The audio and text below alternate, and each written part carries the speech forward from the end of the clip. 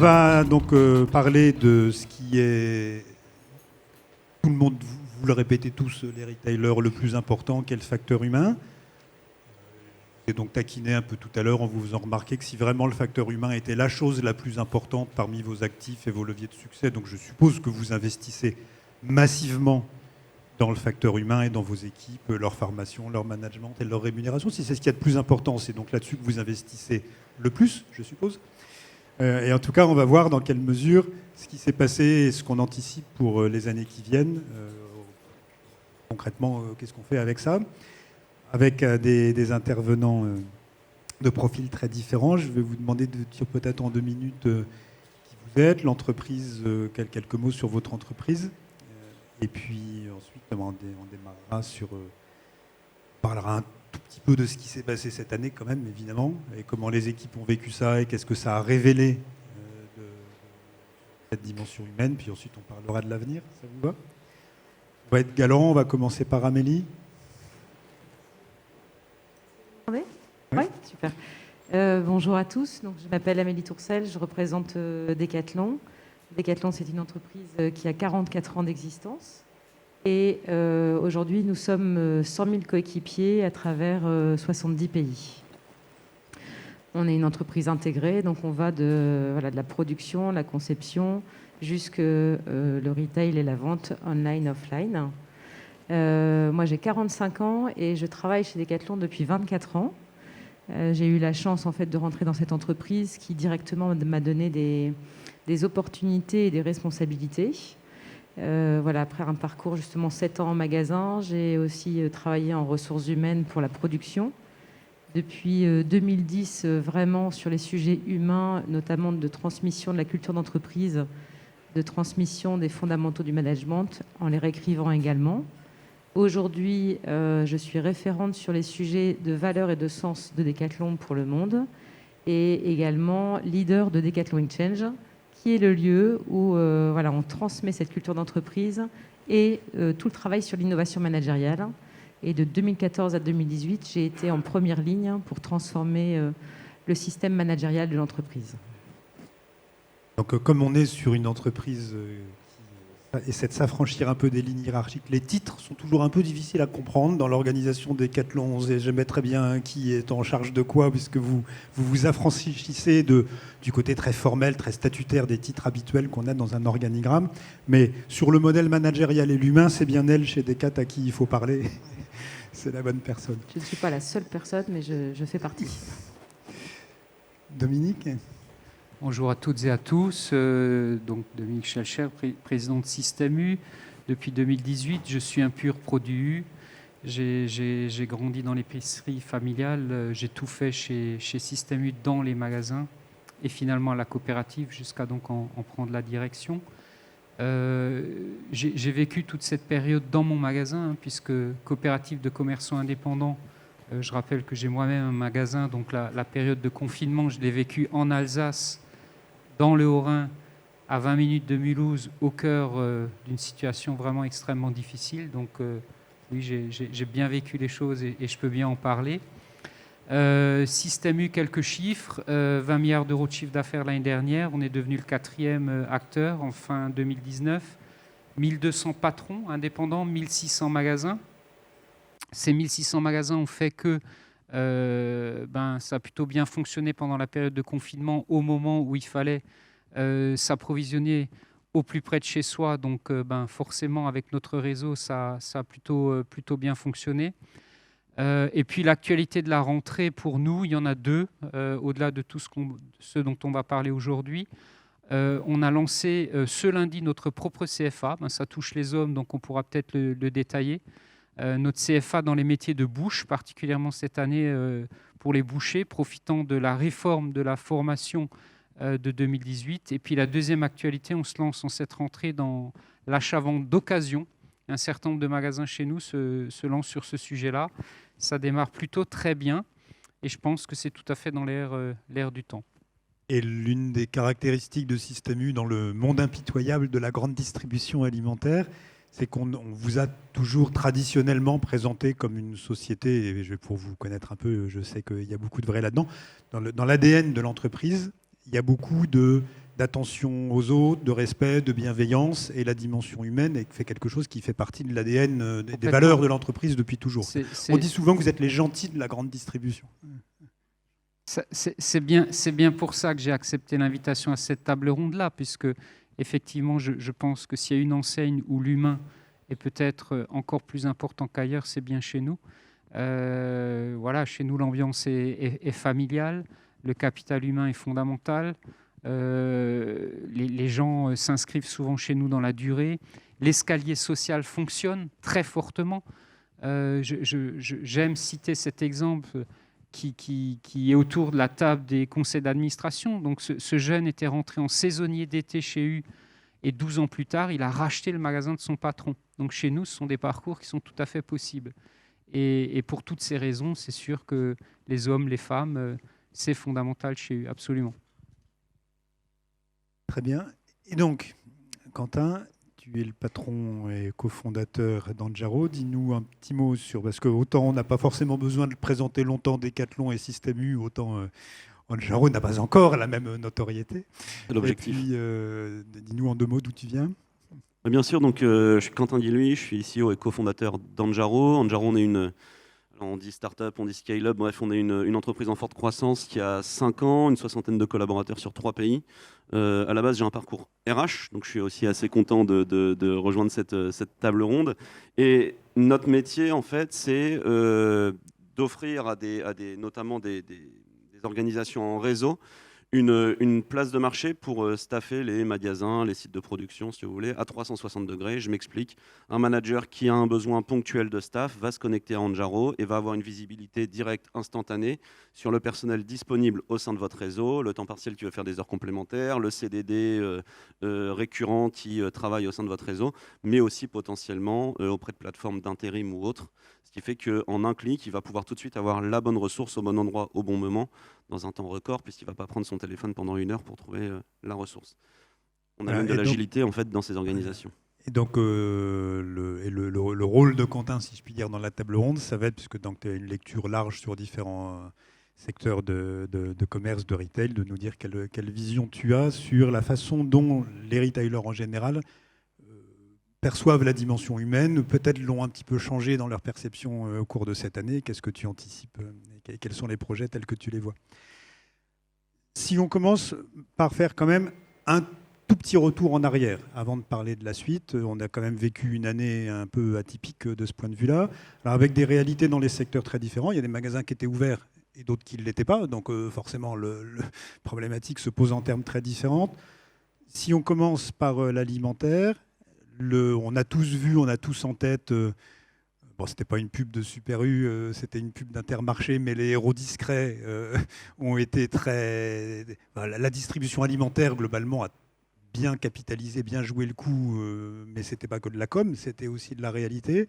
Et on a eu le sentiment, en tout cas, que dans un secteur qui n'a pas la réputation d'être un secteur extrêmement social, avec des jobs épanouissants et des gens, etc., enfin, l'image un peu caricaturale qu'on a du secteur, notamment sur les caissières ou les gens dans les magasins, n'est pas forcément une image socialement ou humainement extrêmement positive. Et pourtant, on a l'impression que pendant la crise sanitaire, là, la réaction a été juste formidable. Alors, comme vous le dites, Cédric, en fait, il y a bien une image qui nous colle, mais qui n'est pas la réalité. Nous, on sait bien, pour le vivre au quotidien, qu'on est loin de la caricature qui est faite de nous. Quand les gens se lèvent tous les matins à 4 heures pour venir remplir les magasins, travailler tous les jours, il y a autre chose que la caricature qu'on peut en faire. Donc oui, pendant cette crise, nous, on ne s'est jamais arrêté, effectivement, contrairement à d'autres secteurs. On devait assurer ce service public de l'alimentation depuis le premier jusqu'au dernier jour. Donc la mobilisation a été exceptionnelle. Et très clairement pour moi, si cette fameuse chaîne alimentaire a tenu, mais chaîne alimentaire dont nous n'étions qu'un maillon, on s'entend, à la base, il y avait le producteur dans le champ parce que, évidemment, il fallait fournir les industriels. L'industriel, la transformation, nous-mêmes ensuite. Voilà, si toute cette chaîne a tenu, il y a une seule raison. C'est une seule, c'est les hommes et les femmes qui travaillent dans toutes ces entreprises.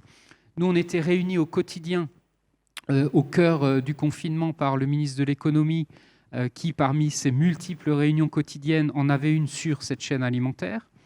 Moi, je peux vous dire, pour y avoir participé tous les jours, que fin mars, pendant une semaine, il y a eu une semaine de gros doutes sur cette chaîne va-t-elle tenir ou pas. Parce que l'absentéisme explosait, en partie parce qu'il y avait des malades, beaucoup pour les gardes d'enfants, etc. Donc chez nous, jusqu'à 40% dans l'Est d'absence. Chez les industriels qui devaient produire, qui n'avaient plus les ressources humaines pour produire. Bon, pendant une semaine, on a commencé vraiment à se poser de grandes questions. Et finalement, on a tous tenu parce que les hommes et les femmes ont su s'adapter, se remettre en cause du jour au lendemain, trouver les dispositifs de prévention, de sécurité qu'il fallait pour continuer à travailler, et parce que, retrouvant du sens dans ce qu'ils faisaient, et un sens formidable et incroyable, ils ont tenu. Et ça voilà, c'est le chapeau finalement de cette discussion. Notre métier, chez nous, on ne tient pas à cause de robots, à cause de robots de préparation de ci, de ça, de caisse self-checkout ou je ne sais quoi. On tient à cause des hommes et des femmes qui sont là, qui ont eu un mérite extraordinaire que moi je ne cesserai de saluer, en tout cas pour notre entreprise, mais visiblement c'est ce que j'ai observé pour les autres aussi. Et c'était formidable. Et d'ailleurs, on ressort de cette période-là avec un peu de moins de caricatures sur le dos, même si la vraie vie revient quand même vite, etc. Mais je pense que les gens ont eu une énorme piqûre de sens, de pourquoi on est là tous les jours, quel est l'intérêt finalement du métier qu'on fait, pourquoi on se lève tous les matins, on sert les gens dans leur quotidien, on essaie de le faire bien, et ça n'a pas de valeur. Et les témoignages au quotidien de clients avec les hôtesses de caisse, avec les bouchers qui étaient encore là, allaient formidablement tous dans ce sens. Et donc ça, chacun a pu le remesurer, et donc ce qui restera très fort de ça, c'est cette espèce de grande piqûre de rappel qui, par rapport à laquelle nous, on va fortement capitaliser dessus pour continuer à embarquer les gens, continuer maintenant à les former, mais enfin ça va être les questions de tout à l'heure. Tout à fait. Amélie, avec une lecture peut-être internationale pour apporter un... Donc les magasins étaient fermés, bien entendu, pendant les différentes périodes de confinement dans les différents pays. Donc l'enjeu, là, était un petit peu différent. C'était comment on maintient les gens en tension positive, on va dire, pendant 2 mois d'arrêt, avec tout le stress, tout le doute, toute la perturbation que ça peut occasionner à la fois dans les centrales et dans les magasins de manière différente. Et puis ensuite, comment on remet la boîte en tension positive à la réouverture. Ça s'est passé comment, globalement? Qu'est-ce que tu en retiens? Et est-ce que la France a des singularités de ce point de vue-là? Ou est-ce que c'était partout pareil? Oui, alors nous, dans notre réalité, effectivement, étant donné qu'on est basé dans 70 pays, en fait, déjà aujourd'hui, moi, j'ai une pensée pour les pays qui sont encore en confinement. Je pense à l'Australie, à la Colombie, il y en a encore beaucoup d'autres qui sont encore aujourd'hui, on n'est pas en sortie de crise, on est en plein dedans avec des magasins qui sont fermés. Donc là aussi, je fais tout de suite un lien avec finalement la subsidiarité et la capacité en local à prendre des décisions, parce que chacun va être impacté de façon complètement différente. Ce qui a été vraiment majeur, c'est de vraiment prendre soin des gens, à la fois des collaborateurs et à la fois de nos utilisateurs. Il faut vraiment, on a de la chance d'avoir chez Decathlon des coéquipiers qui sont engagés. Et c'est vrai que ça a été un peu un ahurissement et un hébétement lorsqu'il s'est agi de fermer, parce que pour beaucoup, aller travailler, c'est aussi trouver une utilité et aller l'exprimer. Et puis là, c'est comme si on nous avait dit à un moment donné, en fait, on n'a plus besoin de vous. Donc il y a eu aussi parfois un sentiment d'inquiétude de se dire, mais est-ce que quand ça va rouvrir, est-ce que, à l'inverse, voilà, par exemple, comme vous aussi chez Système U, où finalement toujours il y a eu sentiment de vraie utilité, de remettre là où il y a besoin, là où est la valeur, et bien de se dire ça. Heureusement, on a pu pendant la crise aussi jouer notre rôle pour aider. Et je pense bien évidemment au masque EasyBress, par exemple, qui a été finalement, en fait, jamais il a été conçu pour ça, mais il s'est avéré qu'en fait il a eu une utilité pendant la crise. Et là, vraiment des équipes qui ont mis tout à disposition des personnes qui avaient eu l'idée pour voir comment on pouvait concevoir, en fait, d'un masque qui est fait pour la plongée, un respirateur. aussi beaucoup de choses qui ont été faites en dons. Donc voilà, dès qu'il y avait des hôpitaux qui nous appelaient, etc. Donc ça nous a réconcilié avec notre sentiment aussi d'utilité pendant la crise. Après, de façon, pour répondre à votre question davantage sur comment les équipes ont vécu ça et comment ça a été géré, on a senti un réel besoin de proximité et d'information. Donc c'était aussi. Et là, c'est vrai que parfois, dans les règles sociales de l'activité partielle, on a peut-être eu des moments où on ne savait plus trop si on pouvait prendre contact ou pas contact, parce que est-ce que ça aurait été du travail déguisé, etc. Heureusement, nos équipes ont plein d'imagination, et donc il y a eu beaucoup de choses très conviviales qui se sont faites. Voilà, des apéros entre équipes, des jeux, du sport sur Zoom, etc. Et ça, je pense que c'est le quotidien de beaucoup d'entreprises, mais en tout cas, nous, on l'a vécu. En tout cas, chez Decathlon, il y a compte tenu du profil sociologique des équipes et de la passion commune pour le sport, etc., ces dimensions-là sont sans doute encore plus faciles à activer. Donc, dans les deux cas, vous parlez tous les deux à votre façon de la fierté et du sens de l'utilité, qui sont... En même temps, j'ai envie de dire, vous êtes dans deux entreprises qui avaient déjà les fondations saines pour ça. C'est-à-dire que, comme je disais, c'est des sociétés plutôt de confiance, il y a une attention à l'humain qui était déjà forte, vous aviez un acquis solide au départ, ce qui n'est pas forcément vrai, malheureusement, dans 100% des entreprises et 100% de la distribution. Quentin, toi, la vision que tu as eue, on va dire, tout secteur et tout retailer confondu, les gens avec qui vous travaillez sur la partie RH, comment tu as le sentiment qu'a été vécue cette période du premier semestre ? Nous, on est vraiment centré sur l'humain, évidemment, puisque même quelques jours avant le confinement, on a à peu près tous les dirigeants des groupes avec lesquels on travaille qui nous ont appelés pour réorganiser les équipes. En fait, ce qui s'est passé, c'est qu'il y a eu chez l'ensemble de nos clients la fermeture d'une partie de l'activité, mais aussi le maintien partiel d'une activité avec, couplé à ça, un fort taux d'absentéisme. Et nous, en fait, notre plateforme, elle a été un petit peu sortie de son contexte pour limiter le recours au chômage partiel en palliant l'absentéisme via du personnel qui était confiné chez soi et dont le site était fermé. Donc en fait, on a eu une énorme raison d'être sociale au sein d'Anjaro pour pallier toutes ces problématiques de chômage partiel et d'absentéisme. Donc ça, c'était assez fort. Et alors, ce qui est très intéressant sur ce premier semestre, et notamment confinement et post-confinement, c'est que tout dirigeant, j'ai vraiment pas de contre-exemple, a focusé sur l'humain.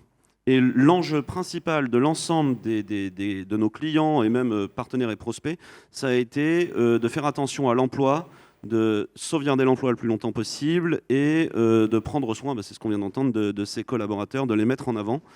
Et y compris dans des conversations off, c'est ça qui m'a beaucoup plu, parce qu'évidemment, nous, comme on se retrouvait un petit peu au sein des cellules de crise RH, on avait énormément de conversations un peu off avec des dirigeants. Et j'ai trouvé ça assez spectaculaire, honnêtement, de me rendre compte à quel point, à ce moment-là, au premier semestre, rien n'avait d'importance autre que le poids social qui peut reposer sur un dirigeant au moment d'une telle crise. Est-ce que ça veut dire que, pour toujours chercher à voir la bouteille à moitié pleine, cette crise peut avoir eu aussi un effet révélateur ou de mise sur un coup de projecteur ou de rendre incontournable quelque chose qu'on disait tous mais que tout le monde ne faisait pas, qui était la primauté de l'humain ? Je pense que si je dois voir la bouteille à moitié vide, je dirais qu'on va attendre quelques mois avant de le dire, parce qu'il faut voir comment les groupes vont réagir, et j'ai peur malheureusement que la réponse elle soit que partiellement positive. Mais j'ai tendance à penser en tout cas, et moi je viens plutôt d'un milieu où on était assez concerné par ce genre de choses, que ça a eu le mérite de mettre en avant l'impact des gens qu'on ne voit pas forcément, qu'on ne met pas forcément sous les projecteurs, comme vous le disiez tout à l'heure, chez Système U, mais aussi chez Decathlon, au quotidien. Je veux dire, il y a un moment, dans vos deux entreprises, si les gens ne se levaient pas dans les entrepôts le matin, vous faisiez 0 chiffre d'affaires. Nous, on a eu la même chose. Je veux dire, les dirigeants, j'ai envie de dire, pour une fois, se sont retrouvés un petit peu au second plan par rapport à leurs collaborateurs à tout niveau, et j'ai trouvé ça assez fantastique. Alors ça fait écho à quelque chose dont on va beaucoup parler maintenant, enfin qui va être c'est les deux grandes réflexions, on va dire, quand on s'est parlé en préparant la table ronde, c'est le sujet de la responsabilisation, de la flexibilité, de la confiance. Enfin, ça a démontré la performance des indépendants par rapport aux intégrés aussi dans pas mal de secteurs, l'a reconfirmé, à quel point la responsabilisation, la capacité à être plastique et réactif dans le monde aussi, complètement imprévisible dans lequel on fonctionne est quelque chose qui est un vrai atout. Et puis la deuxième chose, c'est comment on construit un modèle humain. C'est pas juste il faut que. C'est comment concrètement qu'est-ce qu'on fait pour construire le modèle humain, le modèle managérial qui permet de faire de l'humain ce facteur de performance. Alors, Amélie, après, je te demanderais de nous raconter un peu ce que vous faites chez Decathlon, parce que vous avez entrepris. Vous êtes une entreprise très singulière sur le plan de managérial depuis très longtemps et vous avez entrepris de pousser les curseurs extrêmement loin sur cette singularité il y a quelques années. Tu nous raconterais un peu ce que vous faites. C'est extrêmement intéressant. Mais peut-être je rebondis d'abord sur ce que disait Dominique juste au début, parce que dans un réseau d'indépendants, on a des atouts, bien sûr, pour construire ce modèle humain et pour faire vivre ça. Il y a le côté très familial, très ancré localement, etc. C'est aussi quelque part plus compliqué, puisque finalement, le centre n'a pas la main directement sur ce qui se passe sur le plan managérial, humain, RH, etc., dans les magasins. Donc, qu'est-ce qu'on fait? Comment on fait? C'est quoi les leviers dont on dispose pour fabriquer ce modèle humain pérenne, durable, etc. Et c'est peut-être l'occasion de parler de cette initiative CFA évoquée. Oui, alors... Moi j'ai une vision de ce qui s'est passé, comment dire, assez précise, où on peut dire effectivement qu'il y a une sorte de résilience, je pense peut-être encore plus forte chez les indépendants. Pourquoi ? Parce qu'on a fait preuve d'adaptation, je dirais site par site, et on n'a pas, alors en coordination, parce que moi, au cœur de la crise, je communiquais quotidiennement avec mon réseau de 1200 patrons. Ils avaient quotidiennement envoyé par moi, rédigé par moi, tout ce qu'il fallait pour faire face à l'actualité administrative, réglementaire, etc., au quotidien. Par contre, l'adaptation s'est faite site par site. J'ai observé que dans d'autres groupes, que je ne citerai pas, la centralisation a été beaucoup plus forte. Le protocole de prévention est descendu du siège vers la base, je dirais, avec une moindre capacité d'adaptation. Et aujourd'hui, pour en parler entre nous avec du recul, je sais que cette centralisation extrêmement forte et cette uniformisation a pesé sur l'activité de certains acteurs. Donc, ce qui a été intéressant chez nous, voilà, c'est cette capacité d'adaptation qu'on connaît traditionnellement chez nous, mais je peux vous dire, on l'a touché du doigt pendant la crise, vraiment de manière extrêmement concrète. Mais alors, qu'est-ce que vous faites pour que cette forme d'autonomie qui est liée à l'indépendance, qui est la version positive quand on a besoin d'improviser, pour que ce ne soit pas aussi une forme de faiblesse par la difficulté à construire un modèle humain? Comment vous faites pour construire? Mais là, ce qu'il faut bien comprendre, c'est que la crise a dépassé tout le monde. Et donc, tout le monde, en même temps, avait un niveau de pression, la pression qui a bien été exprimée. Notre première préoccupation, c'était de protéger nos collaborateurs, tous, que ce soit dans nos équipes sièges ou dans chacun des magasins, et de protéger nos collaborateurs. On ne s'est jamais arrêté. Donc, à un moment, même si on peut se dire, oui, mais le patron indépendant, il va... Non, là, je veux dire, la pression était telle, chacun voulait bien faire, pas prendre de risques, minimiser le risque. Donc entre notre communication, notre interaction quotidienne, et puis cette volonté de bien faire, finalement, là, on a emmené le réseau plus fort, plus vite peut-être que d'habitude. Et d'ailleurs, ça va nous servir en interne parce qu'on sent bien que quand on vient avec la bonne information, la bonne matière, la bonne orientation, les bonnes préconisations, on arrive à convaincre 10 fois plus vite les gens, quoi. Et donc après, vous m'interrogez. Donc, la suite, c'est quoi pour nous? La suite, on a repris la mesure à 200% de toute l'importance de ce capital humain, de l'importance qu'on a à le former, à lui donner les compétences nécessaires pour faire face. Et donc, on va amplifier ça. Et là, par exemple, on vient de faire le bilan. 30 ans de notre institut de formation Forsus, c'est 300 000 personnes formées. C'est rien que 9 000 depuis le début de l'année, malgré la crise, avec un fort développement, par exemple, du e-learning. On va amplifier ce phénomène-là. Et on va l'amplifier avec dominante particulière, celle sur le contact avec le client. On avait même lancé avant la crise une formation chez nous qui s'appelle PEPS, dont le but est de sensibiliser chacun, qu'il soit manager, employé commercial de remplissage de rayons, vendeur, à l'excellence dans le contact avec le client. Et c'est ça qu'on va amplifier maintenant, et on va encourager davantage de magasins à rentrer dans la démarche. Ça, c'est une voie. Une autre voie, c'est effectivement de chercher les meilleures compétences plus que jamais. Il y a à date 1700 postes ouverts en recrutement chez eux, 1700 postes à la date d'aujourd'hui. Donc chez nous, il n'y a pas de question il va y avoir un plan social comme un grand confrère l'a annoncé hier. Pas du tout, il y a une dynamique très positive, l'activité est soutenue, 1700 postes ouverts, dont certaines compétences plus difficiles, plus rares. Et c'est pour ça, par exemple, qu'on est les premiers de la distribution à lancer notre CFA. Donc je rappelle le contexte. Septembre 2018, Muriel Pénicaud, pour adapter le monde du travail à ce besoin de recrutement qui est peut-être plus rapide qu'encore il y a quelques temps dans certains métiers particulièrement. On met en place une loi qui permet à chaque entreprise d'aller plus loin dans sa formation. Et donc concrètement, notre CFA consiste en quoi ? D'habitude, le parcours classique pour être diplômé en fin d'apprentissage, vous le savez, c'est 2 ans. 2 ans pour avoir un CAP de boucher, un CAP de boulanger, ou des CTM de préparateur-vendeur, comme on appelle ça chez nous. Là, ce CFA, on est diplômé au bout d'1 an. Premier point, c'est plus court. Les modules de formation sont adaptés à notre activité. Donc, par exemple, chez U, on a une attention particulière à la transformation du modèle alimentaire. Donc, par exemple, il y a un module sur la transformation agroécologique, il y a un module sur le bien-être animal. On veut que nos futurs bouchers soient capables demain de répondre aux clients sur ces sujets-là. Donc, adaptation, capacité d'intégrer dans le cycle des gens plus âgés.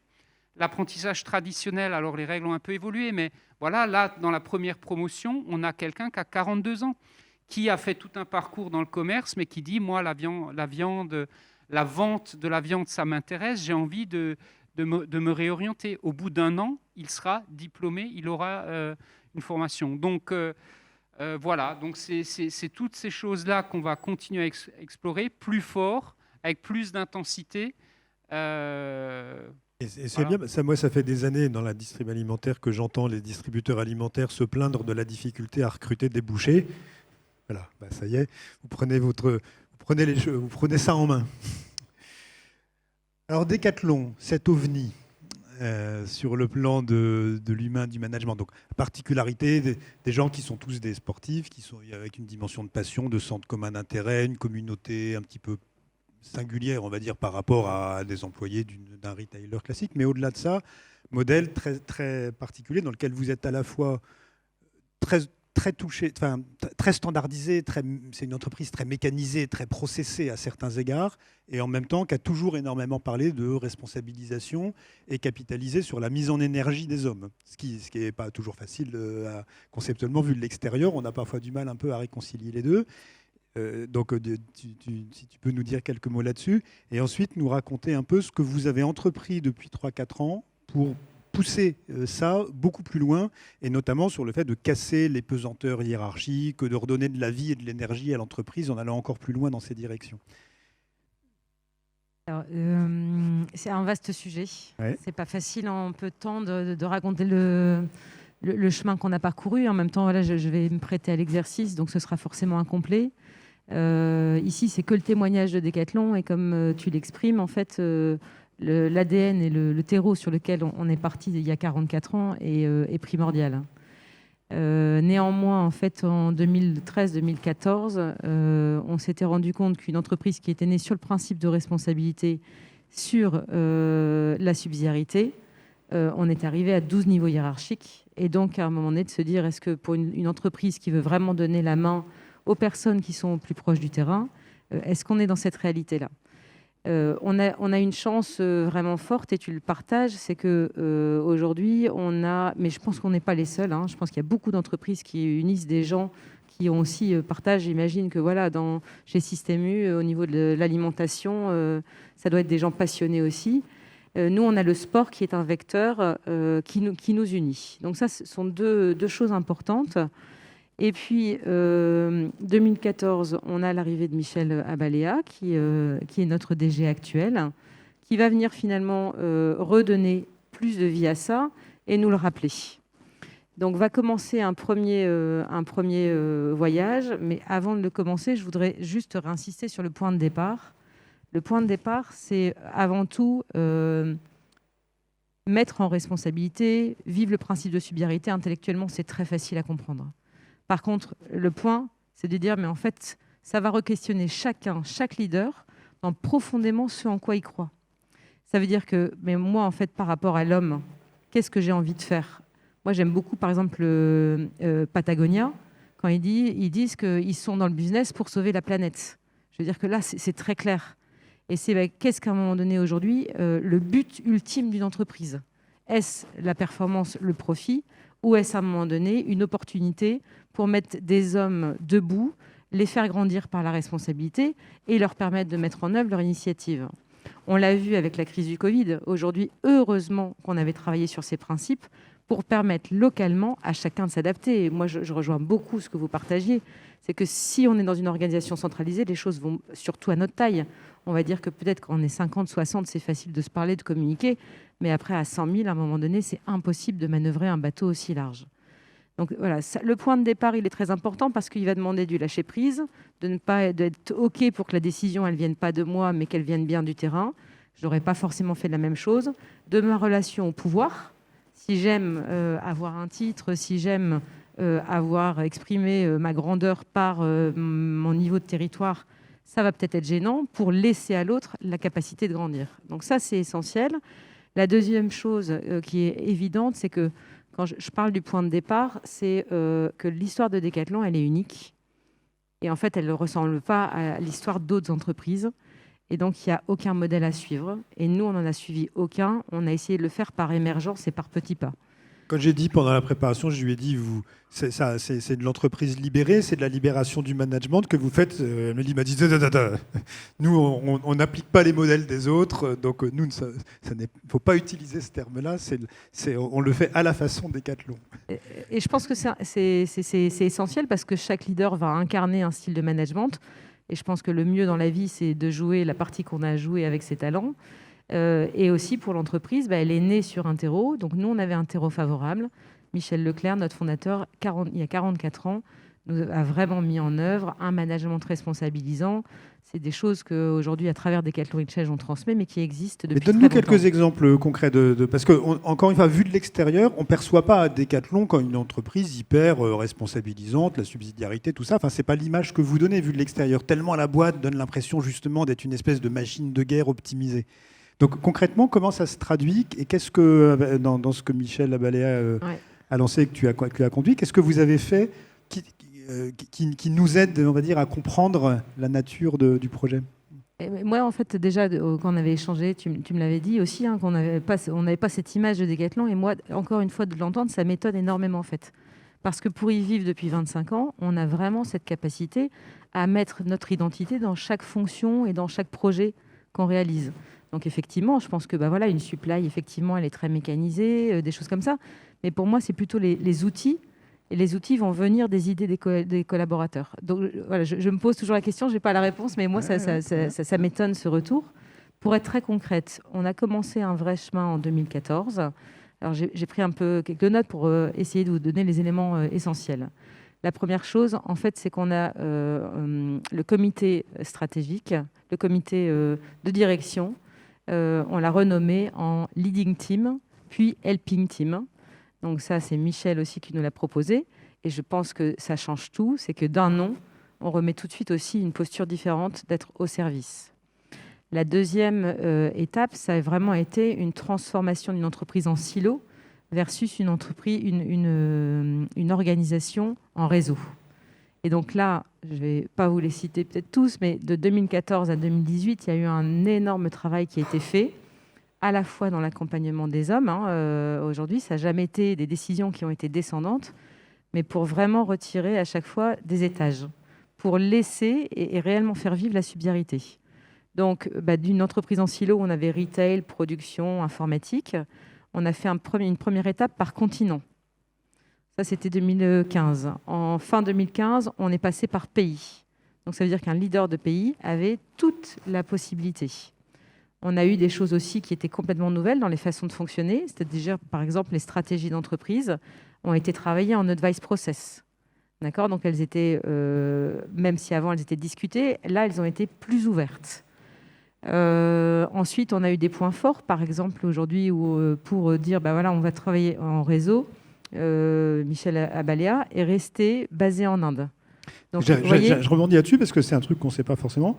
Le PDG de l'entreprise habite en Inde. Alors, plus maintenant, mais il a habité en Inde, puis en Chine. Il a pris le lead en 2014 2014.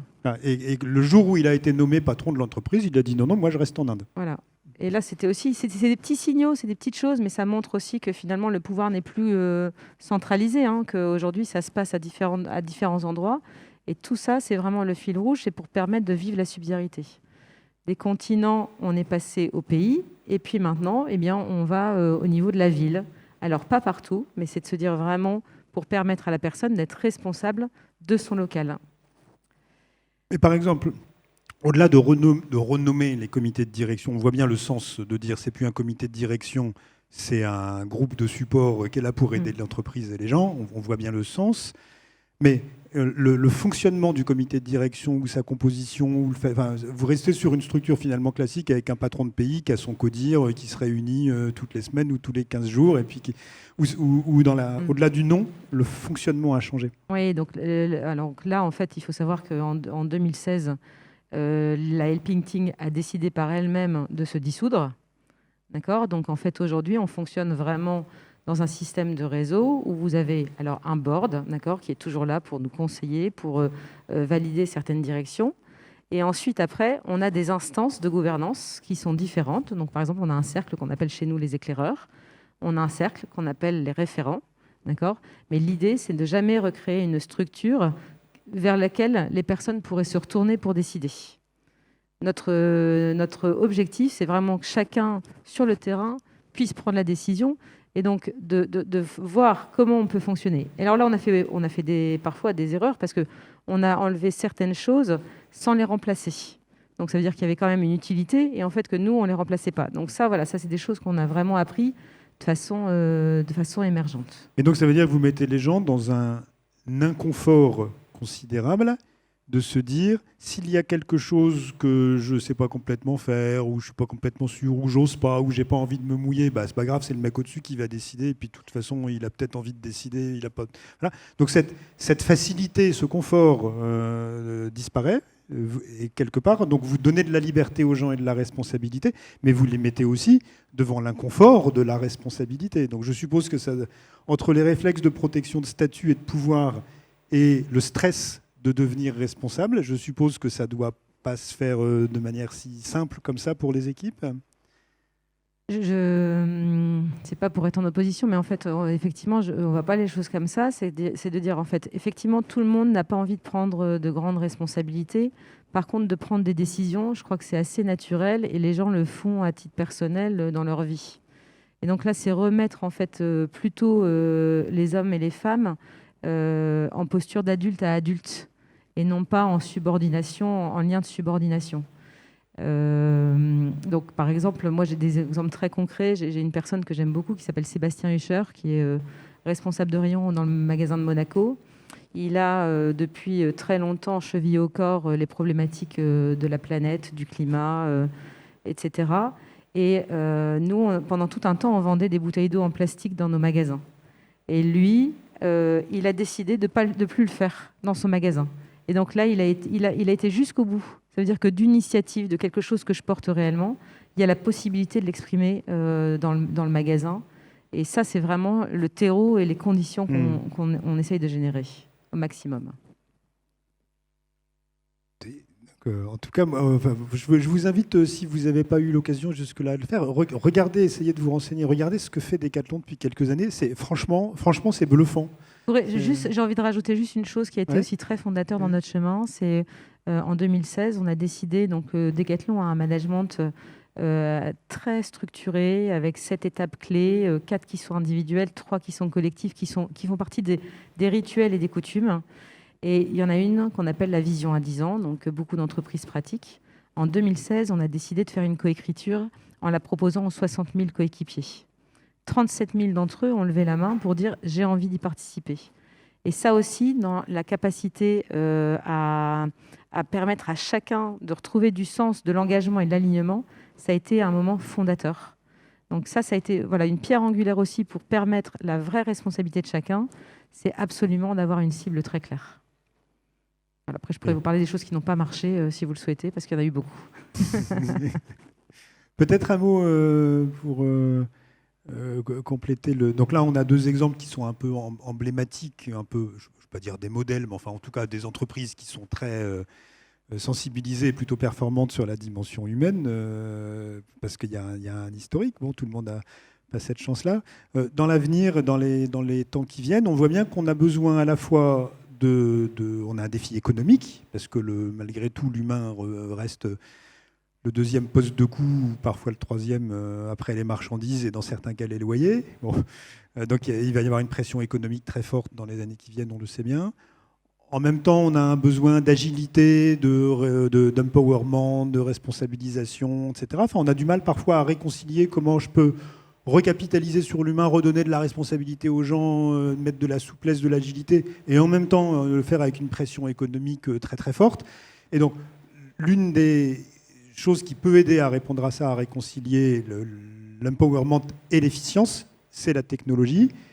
Alors, indépendamment de ce que tu nous as évoqué, de ta solution qui correspond à ça, toi, ta conviction, c'est que la technologie au service de l'efficience pour l'empowerment humain, ça fait sens, quoi. Enfin, c'est là qu'on va trouver les marges de manœuvre qui permettent de réconcilier l'équation. Ouais, mais là, en fait, je vais beaucoup paraphraser, notamment ce que Dominique a dit tout à l'heure, et je crois que Decathlon le fait naturellement.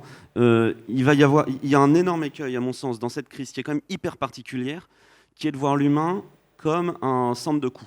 Alors c'est bête, hein, je suis en train d'enfoncer une porte ouverte, pardon, notamment auprès des 2 personnes qui témoignent avec moi aujourd'hui, mais sans non plus tomber dans un monde de bisounours, l'humain, pour sortir de cette crise, ça va se jouer au niveau de ratio de productivité. C'est moche, c'est très peut-être capitaliste et direct comme vision de voir les choses, mais pour arriver à des ratios de productivité et des ratios notamment des paniers moyens plus élevés, ça va demander de l'investissement, des stratégies. Par exemple, moi, une de mes théories très fortes, c'est que le poste de vendeur dans les 10 prochaines années, suite à cette crise, il va se senioriser. On va avoir des gens plus diplômés, qui vont être plus formés encore, comme si vous avez créé avec Peps, à conseiller le client. Parce que le client qui n'a pas besoin de conseil, honnêtement, dans un monde qui est en train de devenir archi-omnicanal, bah, il va aller sur Internet. Par contre, la dernière fois que je suis allé chez Decathlon, je suis ressorti avec un vélo parce que je voulais me mettre au vélo de route. Et c'était boulevard Saint-Germain. Vous pourrez remercier ce vendeur qui était absolument fantastique. Et ben, je suis arrivé, je voulais me mettre au vélo de route et je suis tombé sur un passionné qui m'a pris 40 minutes et qui fait que non seulement je suis sorti avec un vélo, mais que derrière, quand j'ai dû choisir un site internet vers lequel aller acheter le reste de mon équipement, ben en fait, cette personne, ce sourire, ce conseil m'a attaché au site decathlon.fr et ce qui fait que je suis allé derrière continuer mon expérience client, mon expérience utilisateur, pour utiliser des termes digitaux, chez Decathlon toujours. Donc seniorisation, plus de valeur ajoutée sur les vendeurs, mais donc il faut bien trouver l'argent quelque part.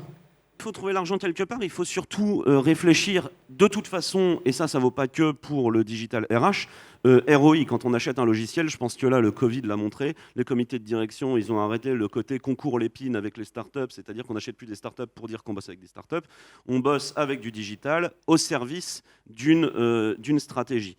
Et des solutions, je ne vais pas parler d'Anjaro parce que ce serait vraiment trop facile, qui vont permettre de mettre en œuvre ces stratégies, il y en a plein. Moi, je peux donner un exemple qui m'a marqué récemment, il y a une société qui s'appelle WageStream, je crois, qui va permettre, sans toucher à la trésorerie de leurs clients, de payer, de créer que la paye devienne quasiment un portefeuille pour votre collaborateur. C'est-à-dire qu'il va aller sur son application, il a bossé 10 heures ce mois-ci, bah, il va tout de suite pouvoir recevoir sa paye sans attendre la fin du mois pour être payé, et c'est WageStream qui va gérer ça pour leurs clients. Ce qui va, par exemple, fidéliser des populations d'étudiants un peu plus précaires qui ont besoin d'argent tout de suite. Et ça va servir des stratégies auprès d'entreprises qui vont avoir besoin d'étudiants qualifiés sur certains profils. Et là, on voit bien, pour mettre autant de flexibilité sans que ça soit une usine à gaz et que ça génère des coûts, il n'y a que la techno, et notamment les technos inspirés du digital, parce que les bons vieux process de paye, ils ne savent pas faire ça. Hein. La technologie, elle permet de mettre à l'échelle, je ne vais pas utiliser scaler parce que je ne vais pas utiliser un faux jargon, mais elle va permettre notamment aux retailers de se concentrer sur leur métier. Moi, j'adore ce que j'entendais tout à l'heure sur les bouchers, par exemple. Encore une fois, mais c'est un super exemple. J'y connais rien. Quand je vais voir un boucher, c'est pour être conseillé, c'est pour que ces gens-là soient formés, que si j'existe, c'est pour permettre à mes clients, alors en l'occurrence, j'ai ni Decathlon ni Système U, donc c'est encore plus facile, mais si on devait travailler ensemble, de se concentrer sur vos métiers, et moi, je vais vous aider à staffer, parce que mon métier, c'est justement de créer un staffing super fluide. Vous, votre métier, c'est d'être dans l'alimentaire ou dans le sport et de créer la meilleure expérience autour de votre métier. Et moi, je vais vous débarrasser de ce que votre organisation n'a pas forcément appris à faire ces dernières années, et de le faire plus vite, mieux, avec une meilleure rentabilité au bout. Ça vous inspire, Dominique ? Oui, je voulais rebondir là-dessus par rapport à votre question pour dire la chose suivante. Chez nous, le mode de fonctionnement est très collaboratif par essence, puisque le principe même de notre organisation, c'est ce qu'on appelle le binômat. C'est un travail entre un patron de magasin passionné par un sujet et un permanent salarié, expert de son domaine. Et c'est ce binômat-là qui mène les dossiers. Ce sont des gens qui après se retrouvent en réunion tout au long de l'année. Et en fait, cette crise nous a montré qu'on pouvait être beaucoup plus efficace dans notre mode de fonctionnement grâce à la technologie, que tout le monde a pratiqué visioconférence ou autre. On a fait beaucoup d'économies de frais de déplacement puisque nos patrons viennent de toute la France. On a pour autant été plus efficace et donc on va retenir un modèle de réunion qui va évoluer. On va se réunir sans doute un peu plus souvent, mais moins longtemps. Et donc pour être plus agile, on va faire du coup un peu d'économie. Donc chez nous, dans ce modèle très collaboratif, on se rencontre, on a besoin de se voir, etc., on va faire évoluer ça et du coup on sera plus efficace et on va faire des économies. Donc, mais vous allez combiner les deux, j'imagine, parce que le côté humain, familial, etc., il est important quand même. Chez eux, on a besoin de se voir et ça nous manque. Et je peux vous dire que alors c'est terrible ce qu'on vit actuellement parce que probablement qu'on reva vers une période compliquée, mais quand on a eu de nouveau les premières réunions, voilà, c'était extraordinaire, quoi. Et il y a tellement de choses qui se passent chez nous à la machine à café, parfois de manière bien plus importante qu'au cœur de la réunion. C'est le propre de notre fonctionnement que voilà, on peut pas remplacer ça. Sur le télétravail, on n'a pas encore parlé du télétravail. Nous, on avait enclenché le mouvement chez U en 2019. C'était une attente très forte des collaborateurs. Voilà, et c'était souvent posé en question, notamment sur Paris, dans les entretiens de recrutement. Donc, mouvement enclenché l'année dernière. Heureusement qu'on l'avait enclenché, ce mouvement, parce que technologiquement, on était prêts. C'était un jour, etc. Et donc, évidemment, ça nous a beaucoup aidé là. Aujourd'hui, dans les territoires en zone rouge, on est à 2 jours, par exemple, chez nous. Et voilà, et puis on va continuer ce dialogue. Mais l'autre jour, j'ai fait un petit déjeuner collaborateur, qui est un exercice que j'aime, que j'adore faire. J'avais des jeunes autour de la table, mais tout le monde était extrêmement lucide sur le télétravail en disant c'est formidable, 2 jours par semaine. Au-delà, ça devient compliqué parce qu'on ne se voit plus, il n'y a plus la machine à café. Et moi, je dis, loin des yeux, loin du cœur. Donc, oui, et en même temps, il faut trouver absolument le bon équilibre pour continuer à garder la créativité, l'envie et l'avancement des projets, etc. Je pense que c'est très différent, mais même les jeunes étaient très clairs là-dessus. Dans un fonctionnement, quand tu disais vous passez sur un fonctionnement très en réseau, ça veut dire qu'il y a un besoin de fréquence d'interaction et de facilité d'interaction permanente pour que la mayonnaise se passe bien. Si on est moins mécaniste et qu'on est plus, je ne sais pas quel est le bon terme pour dire ça, plus syncrétique, donc ça veut dire que vous avez des fréquences d'échange également qui ont... En fait, le fonctionnement en réseau nécessite pour moi un but très clair. Donc c'est pour ça que voilà, sens, vision... les axes stratégiques doivent être éclairés de façon vraiment très importante. Et ensuite, ça demande énormément effectivement de liens, de collaboration et aussi de règles. Parce qu'en fait, toute société, elle va quand même fonctionner avec des règles de fonctionnement. Et donc, par exemple, sur une prise de décision, moi j'aime souvent poser aux jeunes en disant, à ton avis, qui est ton boss ? Généralement, ils disent c'est Martin, c'est Xavier, c'est Vanessa, c'est Julie. Je leur dis non, le boss, c'est le sens. C'est pour dire qu'en fait, tous les jours, tu vas réfléchir et quand tu vas te dire tiens, je pourrais faire ça, tu vas aller te référer à cette chose-là. L'autre chose. J'aime bien la formule parce que souvent on dit ton boss, c'est le client, ce qui est quand même une formule un peu hypocrite et un peu pipeau. Dire le boss, c'est le sens. Je trouve que j'avais jamais entendu la formule. Je trouve que c'est bien. Voilà, c'est bien. en tout cas, moi, Ça c'est me celle plaît que bien. j'utilise. Après, l'autre chose, c'est effectivement l'énorme besoin en fonctionnement réseau d'être en collaboration. Donc, une fois que la cible est claire, que les règles sont claires aussi sur ce qu'on veut faire et la façon dont on va le faire, c'est énormément de collaboration dans cette notion de gagnant-gagnant ou de plus je donne, plus je reçois. Pour que vraiment, en fait, voilà, on soit dans des choses qu'on connaît, sur l'information partagée, sur les créations partagées, pour que ce réseau puisse grandir réellement tous ensemble. Si je peux me permettre de compléter Bien sûr. rapidement, il y a quelque chose qui est frappant depuis tout à l'heure, que ce soit tout à l'heure quand tu demandais à Dominique comment on faisait sur un groupe comme ça d'indépendants et pas centralisé pour tenir, et puis maintenant d'entendre que le boss c'est le sens. En fait, ce qui est frappant quand on vous écoute, c'est que c'est la culture de vos entreprises qui est le socle commun à toutes les initiatives que vous avez faites derrière. Et je trouve ça fort parce que nous, petite boîte de 60 personnes, on bosse tellement sur notre culture pour s'assurer d'une croissance pérenne qu'on voit qu'en fait, je suis assez content de voir qu'on a les mêmes, les mêmes problématiques. De toute façon, tu ne peux pas responsabiliser si les gens n'ont pas une idée très très claire de ce qu'ils ont le droit de faire ou de ne pas faire. Et la seule façon de le rendre clair, c'est la mauvaise façon, c'est les boucles de procédure dans lesquelles tu décris les choses de manière très... La bonne façon de le faire, c'est le sens. Qu'est-ce qui va rester de tout ça, finalement, à la fin? C'est une question qu'on nous pose dans la salle, là. Au final, notamment toute ces sentiments de fierté, ce besoin d'attention, de bienveillance, le côté plus protecteur de l'entreprise qui s'est révélé également pendant toute cette crise, l'attention aux autres, toutes ces choses-là qui sont des choses très, très positives. On a vraiment eu sur le plan humain une année qui a révélé des choses assez formidables. Est-ce qu'on va réussir à capitaliser là-dessus? Il va en rester quelque chose ou finalement le pouvoir d'achat, la crise économique, les réalités vont faire que c'est un matériau à mémoire de forme et ça risque de se perdre. Vous y croyez, vous? On va pouvoir capitaliser là-dessus? Bon, moi, personnellement, je ne crois pas au monde d'après, évidemment. Il n'y a pas un monde d'avant et un monde d'après. Il y a voilà, un monde qui continue. Il y a des tendances fortes qui ont émergé ou qui se sont confirmées pendant la crise. Voilà, et quand on observe certains chiffres, ils sont montés très haut pendant le confinement, ils redescendent, peut-être pas au niveau d'avant, mais ils redescendent. Donc bon, il faut être lucide, et ça c'est sûr. Par contre, j'ai été frappé par les retours des collaborateurs partout, que ce soit dans des magasins avec des témoignages extrêmement touchants ou dans les services supports sur ah, c'est formidable, l'entreprise nous a protégés, etc. Donc ce rôle protecteur de l'entreprise sur finalement l'essentiel qui est la santé, le revenu finalement, parce qu'on a tout fait aussi pour... aucun magasin chez nous ne s'est jamais arrêté, on a tout fait pour défendre les emplois et maintenir tout. Donc ce côté protecteur-là, il s'est exprimé de manière extrêmement forte et on va le maintenir, on ne peut pas revenir, parce que c'est une attente fondamentale de base. On est revenu aux attentes fondamentales, donc ça va rester. Après, voilà, nous, on est en train de réviser, de bien faire le bilan post-crise, d'en tirer le meilleur et d'essayer de garder les meilleures choses qui ont changé dans la durée. Après, ce que je retiens peut-être quand même fort, c'est un mot qui n'a pas été encore, je crois, prononcé jusqu'à présent. Quelle incertitude pour un dirigeant aujourd'hui, pour un dirigeant, mais pour les équipes aussi. On est rentré à plein dans ce monde de l'incertitude.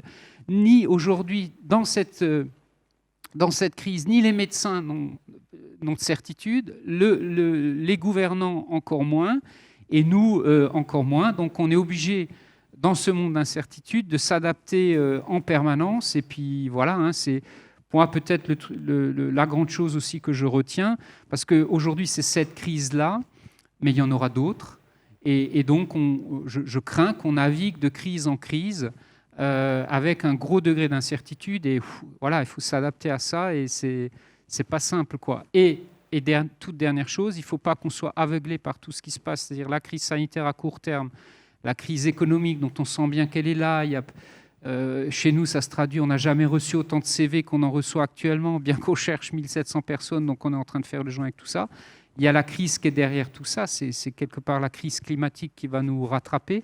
Il ne faut pas que ce qui nous aveugle à court terme et qui nous occupe à fond nous empêche de voir plus loin et de ne pas continuer à prendre les mesures de fond qui vont permettre que chaque entreprise pèse moins sur son environnement, préserve le climat, etc. Donc, il faut concilier tout ça. Bon, c'est passionnant. Hein. Le sens, l'agilité et l'efficience tout en même temps. Non, on laissera Amélie terminer. Allez, tiens, ça, donc non, mais j'ai deux éléments qui rejoignent complètement ça. Cette incertitude, elle demande de l'agilité et je suis persuadé que ce besoin d'agilité, il va rester. Ça, c'est une certitude. On a des comportements de consommateurs qui sont très, très difficilement lisibles à l'heure actuelle, qui ne sont pas aidés non plus par la crise qu'on connaît, par potentiellement dans le retail des fermetures de magasins. Enfin, il y a un besoin d'agilité dans les organisations qui est extrêmement fort, ça c'est une certitude. La deuxième chose, c'est un peu ce que je disais tout à l'heure, c'est que je pense que cette crise, elle va amener deux tendances assez fortes, malheureusement, qui vont laisser des traces à moyen et long terme, qui sont la réaction autour de l'investissement et la réaction autour de couper les coûts. Et je pense que dans le retail notamment, on va avoir vraiment une premiumisation, en tout cas, encore une fois, je le dis, c'est ce que j'espère, du rapport au client, de la force de vente, du collaborateur. Et j'espère que sur la façon dont ça va impacter les ressources humaines, on va se retrouver finalement, on va garder cette tendance à la valorisation, à la formation et même à l'intégration dans le plan stratégique des hommes et des femmes. Les RH ont gagné du pouvoir pendant cette crise et je pense que c'est quelque chose qui va perdurer. Évidemment, je l'appelle de mes voeux. Crossfinger.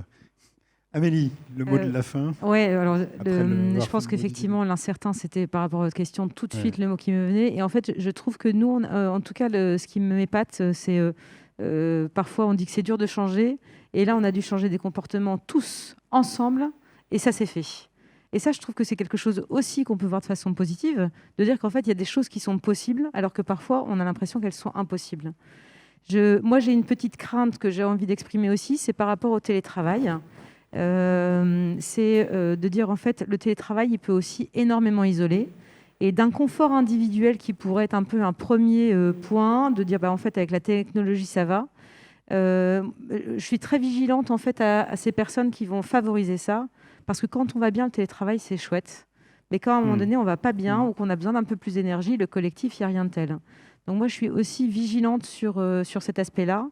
Et la troisième chose, et pour moi qui est l'essentiel, c'est que je crois que ça a aussi peut-être permis à de plus en plus de personnes de réfléchir sur ce qui était essentiel dans leur vie.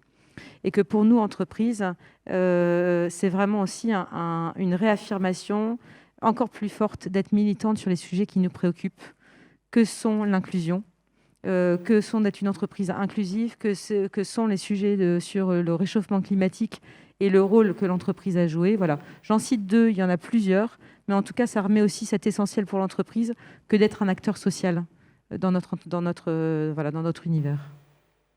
Donc le sens. Et pour faire un parallèle avec la conclusion de la première table ronde de tout à l'heure, qui était amusante, parce qu'on retrouve en fait une idée qui est commune avec Vous êtes rentré dans les sujets, la première table ronde, on est rentré plutôt par des dimensions économiques, on va dire, de PNL. Là, on est rentré plutôt par l'humain.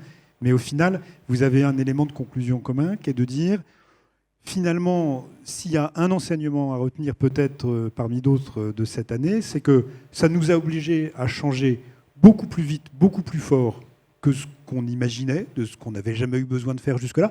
Et on s'est rendu compte qu'on en était capable, finalement, que le changement, on pouvait le faire si on voulait, et qu'on ressort de cette épreuve-là en étant peut-être beaucoup plus prêt à changer, à accepter les transformations, les remises en cause, avec plus de confiance dans notre capacité à changer que ce qu'on pouvait avoir il y a 1 an ou 18 mois.